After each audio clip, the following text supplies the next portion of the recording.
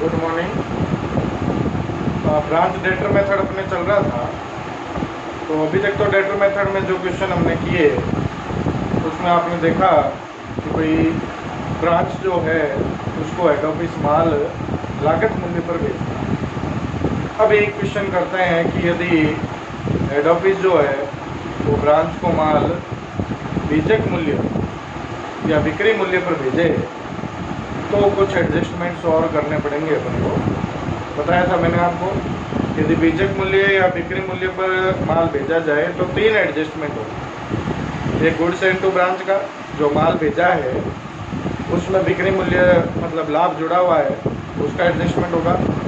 एक opening stock और एक क्लोजिंग स्टॉक, क्योंकि ओपनिंग स्टॉक और क्लोजिंग स्टॉक में भी लाभ जुड़ा हुआ रहेगा, तो लाभों का एडजस्टमेंट करना है तो क्वेश्चन ऑटोमेटिक कॉस्ट प्राइस पे आ जाएगी। तो कुल मिला के बात यह है कि हमें क्वेश्चन को कॉस्ट प्राइस पे ही सॉल्व करना है, और यदि बीजक मूल्य पर या बिक्री मूल्य पर क्वेश्चन दे दिया जाए तो अपने को उनमें जो प्रॉफिट इंक्लूड है उसका एडजस्टमेंट करना है। तो एक क्वेश्चन ले रहा हूँ मैं, ठीक है ना। अल्पना कंपनी लिमिटेड की एक शाखा जो है वो अजमेर में है, और कंपनी जो है वो शाखा को माल लागत पर 25% जोड़कर भेजती है। लागत पर 25% जोड़कर माल भेजा जा रहा है, तो आपको जो एडजस्टमेंट करने हैं वो लाभ के करने हैं और बाकी सूचनाएं देती है अपने को। तो अजमेर ब्रांच अकाउंट बना लेंगे हम।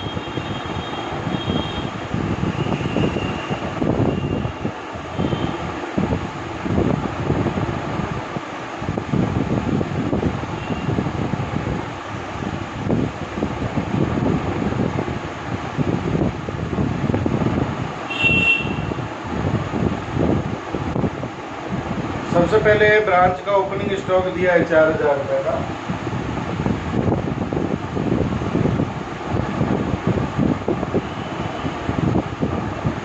अब मैंने आपको बताया ओपनिंग स्टॉक में लाभ जुड़ा हुआ है, तो लाभ को उल्टे साइड में लिख देंगे, बस इतना ही काम करना होगा। भाई ब्रांच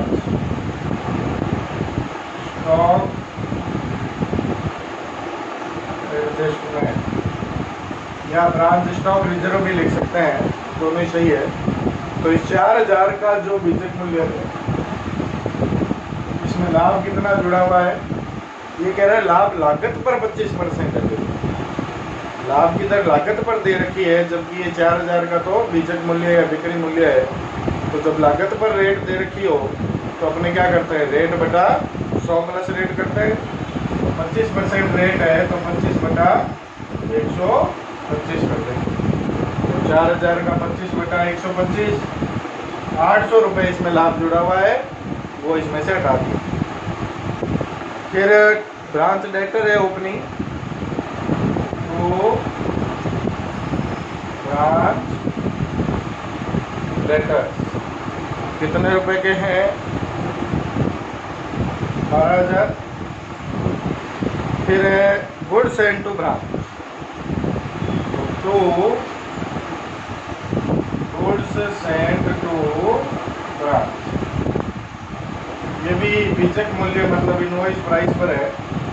कितने रुपए का माल भेजा है ब्रांच को, 40,000 रुपये का माल भेजा है, तो इसके अंदर प्रॉफिट जुड़ा हुआ है, तो इसका भी एडजस्टमेंट कर लेंगे। लेकिन पहले ये देख लो कि भाई हेड ऑफिस ने ब्रांच को माल भेजा है, क्या ब्रांच ने वापस कुछ रिटर्न भी किया है क्या माल, उसके बाद एडजस्टमेंट करेंगे।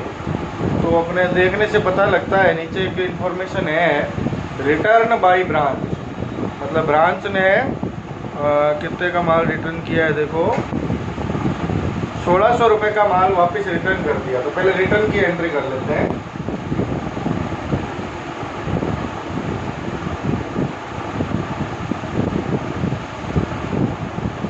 By goods sent to branch, return 1600 रुपये। अब देखो 40,000 का माल भेजा था हेड ऑफिस ने, उसमें से 1600 का रिटर्न हो गया, तो कुल मिला के 38,400 38,400 का माल ही भेजा हुआ रहा, इसमें प्रॉफिट जुड़ा हुआ है, इसका एडजस्टमेंट करेंगे। By goods sent to branch, वापिस लिख देंगे। और इसमें प्रॉफिट को हम लोडिंग कह सकते हैं। प्रॉफिट को क्या कह सकते हैं? लोडिंग।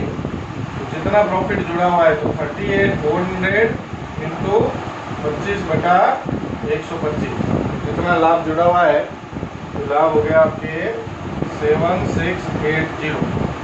7,680 का लाभ इसमें जुड़ा हुआ है, वो अलग कर दिया है। ठीक है ना, लाभों को मेनली अलग करना है, बाकी सारा काम एज इट इज ही है। और लाभ 3 जगह पर होंगे, मैंने आपको बता दिया। एक ओपनिंग स्टॉक, एक क्लोजिंग स्टॉक, एक गुड्स इनटू ब्रांच। ठीक है। उसके बाद है कैश सेल। तो कैश सेल करते ही जो पैसा आएगा वो हेड ऑफिस को भेज दिया जाएगा बाय बैंक कैश सेल। कितने रुपए की कैश सेल हुई है? 40। फिर कैश सेल के बाद उधार विक्रय। तो उधार विक्रय नहीं लिखेंगे, आपको पता है ना, क्योंकि हमें केवल कौन से ट्रांजैक्शन लिखने हैं जो हेड ऑफिस और ब्रांच के बीच में हुए हैं वही लिखने हैं। उसके बाद ब्रांच के खर्चे हैं 38,880 रुपये के। तो खर्चों की एंट्री अपने को करनी होती है। तो ये खर्चे किसने पेड किए हैं? हेड ऑफिस नहीं पेड किए होंगे, नहीं, खर्चे 2400 रुपये के। ठीक है ना, तो खर्चों की एंट्री कर देंगे टू बैंक, ब्रैकेट में एक्सपेंसेस 2400, 2400 रुपये। फिर डेटर से पैसा प्राप्त हुआ है 24,000 बाई बैंक। डेटर से पैसा प्राप्त होते ही ब्रांच हेड ऑफिस को भेज देगा कलेक्शन फ्रॉम डेटर्स 24,000। उसके बाद बेड डेप्स का डेटर अकाउंट से रोल है। हेड ऑफिस और ब्रांच के बीच का ट्रांजैक्शन नहीं है तो नहीं लिखेंगे। डिस्काउंट अलाउड भी नहीं लिखेंगे। ठीक है ना। क्लोजिंग स्टॉक लिखना है बाई ब्रांच स्टॉक। कितने रुपए का है क्लोजिंग स्टॉक? 8,000 रुपये का है। अभी 60,000 में भी प्रॉफिट जोड़ा हुआ है, उसका उल्टे साइड एडजस्टमेंट कर दूं तो branch stock adjustment closing 8,000 into 25/125, 1,600 रुपये का एडजस्टमेंट हो गया। फिर बता रहा है ब्रांच के पास बिल्डिंग है, एसेट्स है। ओपनिंग दे रखी है तो ओपनिंग में लिखनी है अपने को। मैं यहाँ लिख देता हूँ, देखो, टू ब्रांच बिल्डिंग कितने रुपए की है? 4,800 की है। अच्छा, ओपनिंग में 4,800 की बिल्डिंग है और ये कह रहा है बिल्डिंग पे 10% डेप्रिसिएशन लगाना है।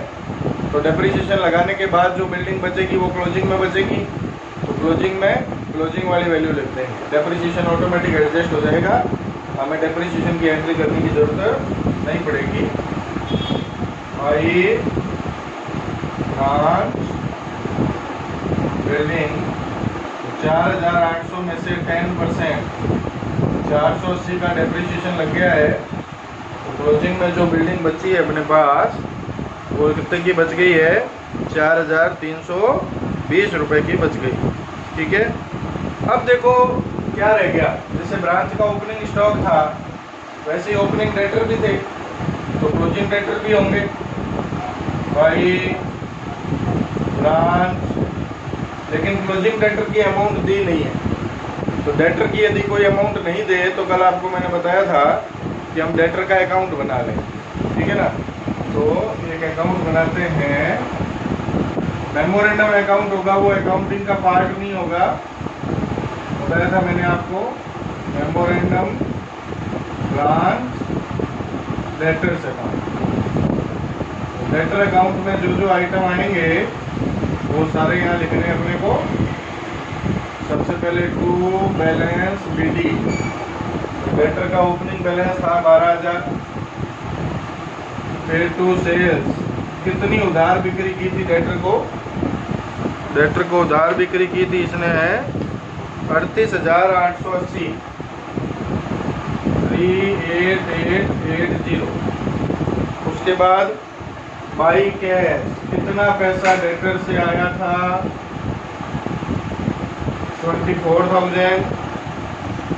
फिर बैड डेब्ट्स हुआ था डेटर का, by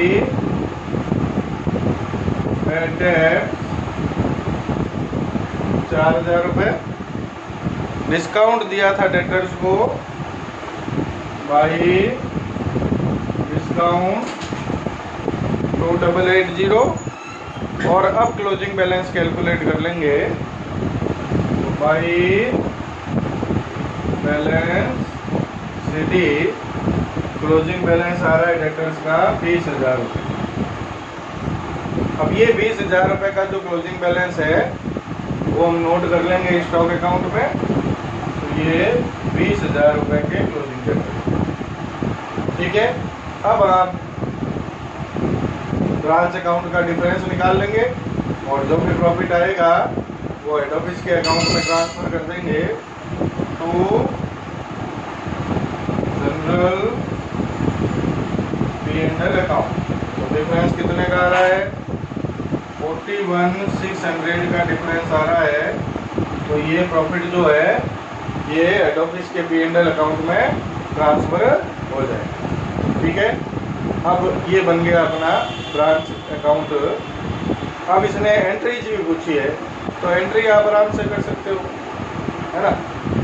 branch Ajmer branch account debit to branch stock, Ajmer branch account debit to branch building, Ajmer branch account debit to branch debtors, Ajmer branch account debit to goods and to branch, Ajmer branch account debit to bank account, Ajmer branch account debit to branch stock adjustment, Ajmer branch account debit to general P&L। इसी तरह से इस side की journal entry, branch stock adjustment account debit to Ajmer branch, goods and to branch account debit to Ajmer branch, फिर goods and to branch account debit to Ajmer branch, bank account debit to Ajmer branch, bank account debit to Ajmer branch, branch stock account debit to Ajmer branch, branch building account debit to Ajmer branch और branch debtor account debit to Ajmer branch. तो journal entry हो जाएगी।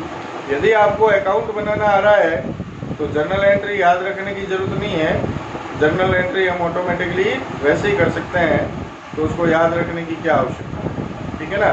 तो ये इस तरह से जब हेड ऑफिस जो है वो कॉस्ट प्राइस की जगह इनवॉइस प्राइस पे या बीजक मूल्य पर या बिक्री मूल्य पर माल भेजता है, तो आपको प्रॉफिट के एडजस्टमेंट साथ में करने हैं। मैंने आपको बताया प्रॉफिट 3 जगह जुड़ा हुआ होगा, ओपनिंग स्टॉक, क्लोजिंग स्टॉक और गुड्स एंड टू ब्रांच। तो ओपनिंग स्टॉक में जितना प्रॉफिट जुड़ा हुआ है वो आप उल्टे साइड में क्रेडिट साइड में लिख दोगे, क्लोजिंग स्टॉक में जो प्रॉफिट जुड़ा हुआ है वो आप उल्टे साइड में मतलब डेबिट साइड में लिख दोगे, और गुड्स एंड टू ब्रांच में जो प्रॉफिट जुड़ा हुआ है वो उल्टे साइड में मतलब क्रेडिट साइड में लिख दोगे, ठीक है। तो अब देखो हमने ये फर्स्ट मेथड जो है डेटर मेथड ब्रांच अकाउंटिंग का वो कंप्लीट किया है। ज़्यादा कोई दिक्कत वाला मेथड नहीं है, आराम से हो जाता है। अभी इसके सेकंड मेथड जो है वो जो सबसे ज़्यादा इम्पोर्टेंट है स्टॉक एंड डेटर मेथड, उसको हम स्टार्ट करेंगे नेक्स्ट क्लास में।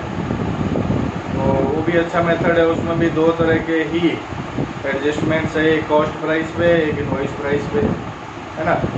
तो कोई दिक्कत नहीं आनी, उसमें कर लेंगे। लेकिन मेनली आपको बात ध्यान रखनी है कि ये 2 मेथड, फर्स्ट मेथड और सेकंड मेथड जो कराऊंगा, ये 2 ही ज़्यादा इम्पोर्टेंट। थर्ड मेथड छोटा सा है, 1 दिन का काम है, हम कर लेंगे। और फॉरेन ब्रांच का एक पोर्शन है ना। और जो ब्रांचेज इंडिपेंडेंटली अपने अकाउंट रख रही है उनका कोई ज़्यादा माथापच्ची करने की ज़रूरत नहीं है, वो ना तो इम्पोर्टेंट है और ना उसमें से कुछ आता है, तो उसमें कोई ज़्यादा दिक्कत नहीं है, उसमें हम हेडेक नहीं लेंगे। तो कल मैं आपको सेकंड मेथड जो है वो स्टार्ट कराऊंगा। ठीक है, फर्स्ट मेथड अपना कंप्लीट हो।